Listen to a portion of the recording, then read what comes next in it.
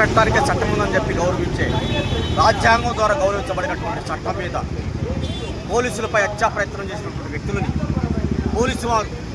Police వారు భయం చెప్పే పంతులో 4 దెబ్బలు కొడితే ఆ కొట్టినటువంటి వ్యక్తులు ఒక మానవ మృగాలు రౌడీ షీటర్లు ఒక్కొక్కరికై 10 కేసులు ఉన్నటువంటి వ్యక్తులు, మర్డర్ కేసులు, గంజాయి కేసులు ఉన్నటువంటి వ్యక్తుల్ని ఈరోజు జగన్మోహన్ రెడ్డి గారు పరామర్శించడానికి వచ్చారంటే జగన్మోహన్ రెడ్డి గారికి సిగ్గుందా అసలు ఆ మాట అంటానికి కూడా బాధ. ఎందుకంటే రాజశేఖర రెడ్డి గారు అంటే మా గౌరవం.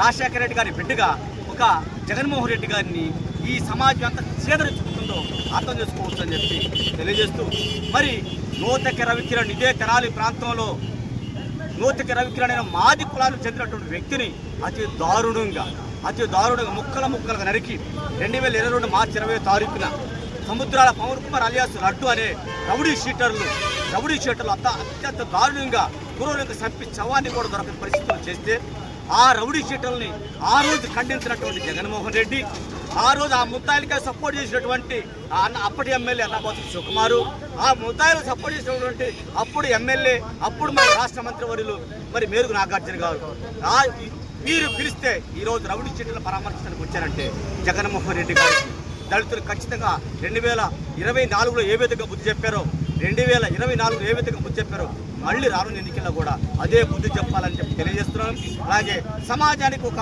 విజ్ఞప్తి చేస్తా ఉన్నాను. అయ్యా, సమాజంలో ఉండే ఒకళ్ళారా, దయచేసి ఏఎస్ఎన్ కాలేజీలో చేరకండి.